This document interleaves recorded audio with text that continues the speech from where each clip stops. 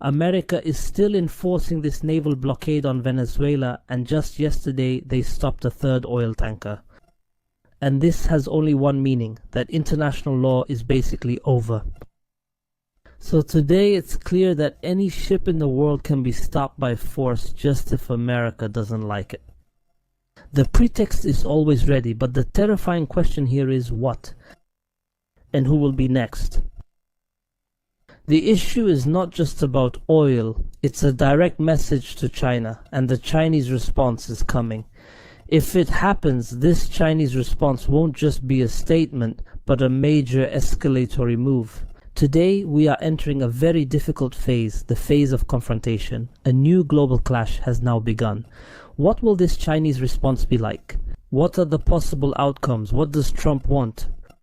Will the focus really shift to the Latin America region? We will answer all of this today. Stay with us.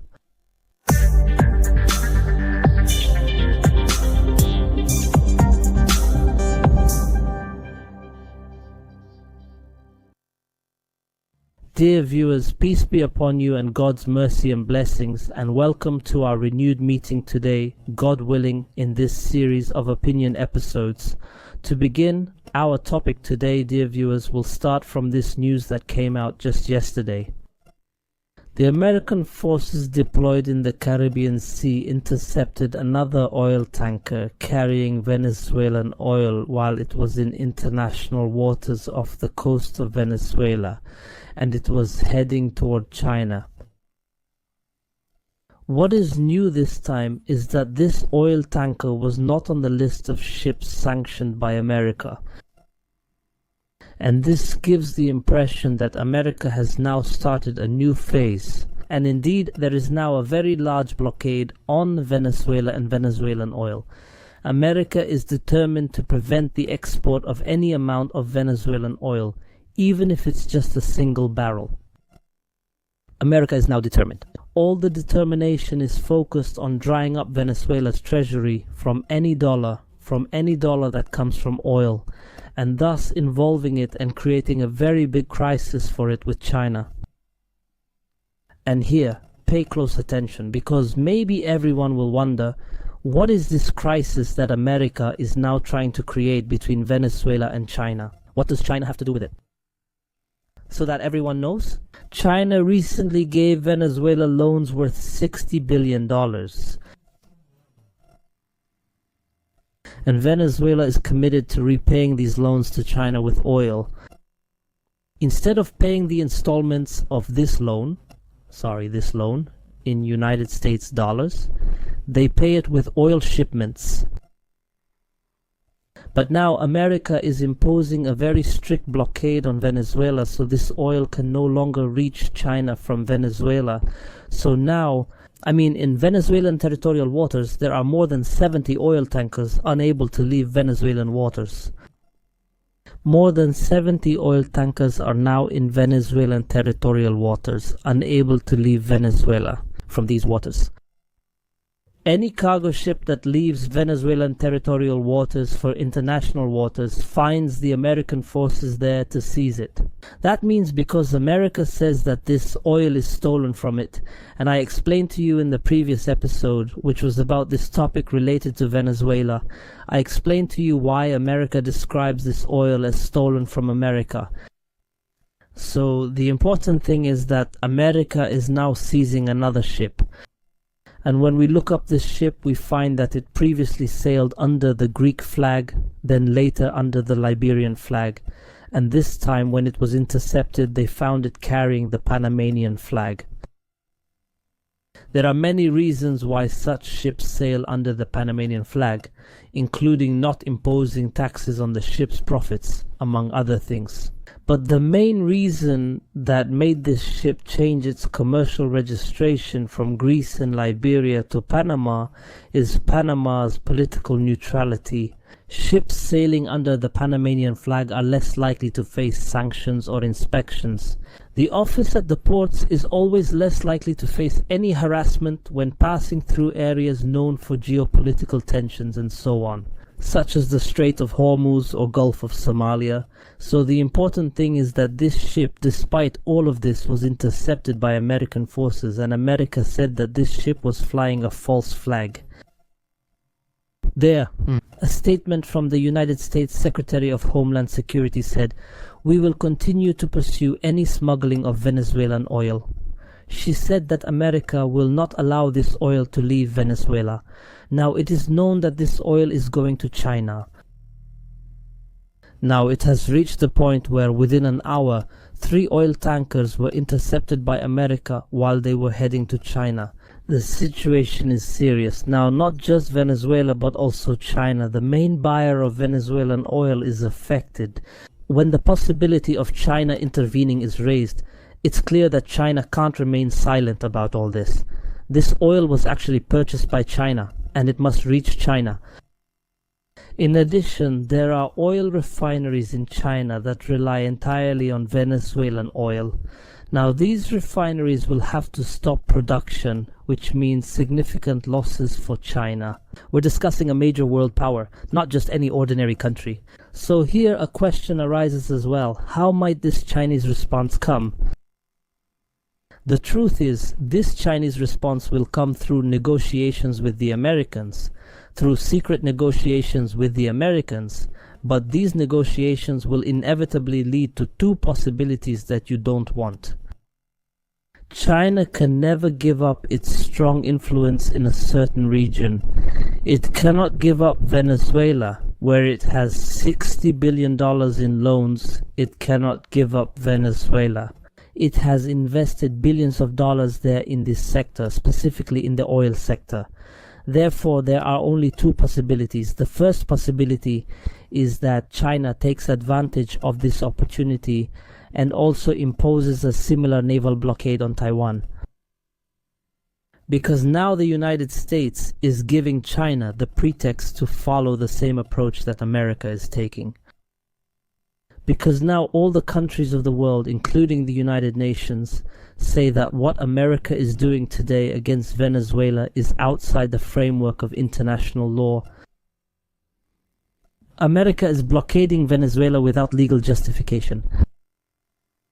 Venezuela and a group of other countries in the region, such as Brazil and Colombia, say that what America is doing today is maritime piracy.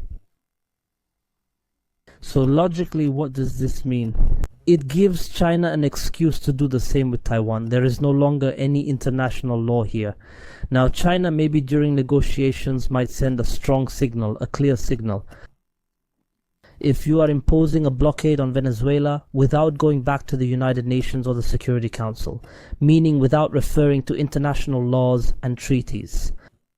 So China will do the same with Taiwan. It will impose a naval blockade on it. This will only be a prelude to invading and annexing the island of Taiwan. You will return Venezuela to your sphere of influence, or as your backyard, and we will also return Taiwan to Chinese sovereignty. This is a very strong possibility, especially since this is exactly what Trump wants today. Pay close attention. This scenario is exactly what Trump wants. Why? Because it achieves 2 goals for Trump. The first goal is that Trump, as everyone knows, gives top priority to the Latin American region. Trump wants to reapply the Monroe Doctrine, turning the Latin American region into America's backyard. An American sphere of influence, much like it was 100 or 200 years ago. Therefore, he has no objection to China taking control of Taiwan, as long as China leaves the Latin American region. He has no objection, but only on this one condition. On the condition that the semiconductor factories in Taiwan are moved to American soil. If these factories are relocated to the United States, America has no objection to China taking control of the island of Taiwan. This is the only condition for Trump, for America. He knows very well that China will eventually take control of Taiwan, no matter how long it takes. No matter how long it takes, China will take control of Taiwan. This is definitely coming. But he wants this to happen according to a scenario that benefits America.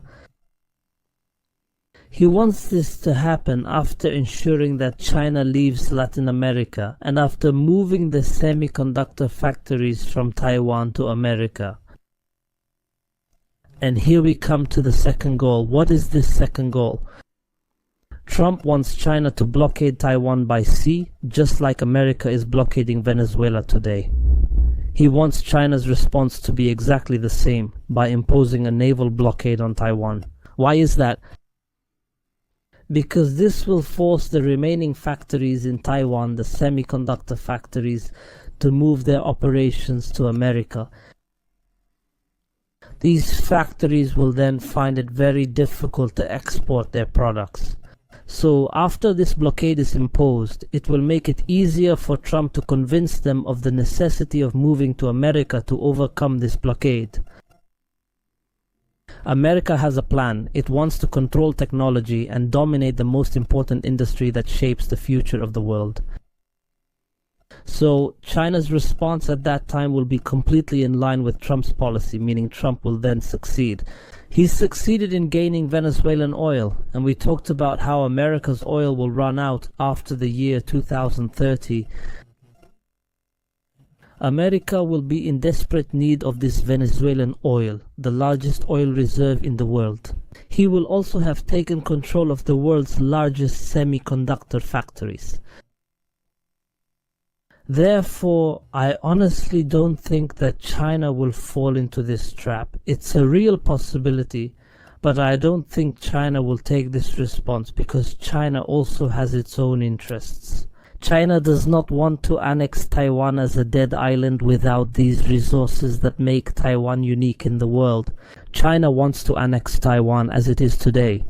With these factories, with this current gross domestic product, it wants to add more than $800 billion in additional gross domestic product. No. And that's why the second possibility remains. What is this possibility? This possibility is that China intervenes militarily to protect oil tankers in Venezuela. How? That means China would send its naval fleet to help the oil tankers safely leave Venezuelan territorial waters to international waters without any interference from the American forces, on the grounds that they're carrying an oil shipment headed to China, meaning under the pretext of protecting China's interests in this region. And here, some might ask the question, can China actually do it? I mean, practically. Can it do that? Yes, it can. China now has the most powerful naval force in the world. If America has 440 naval vessels deployed around the world, China now has 754 naval vessels. It has 3 aircraft carriers, which means it only needs to send 1 aircraft carrier to this region.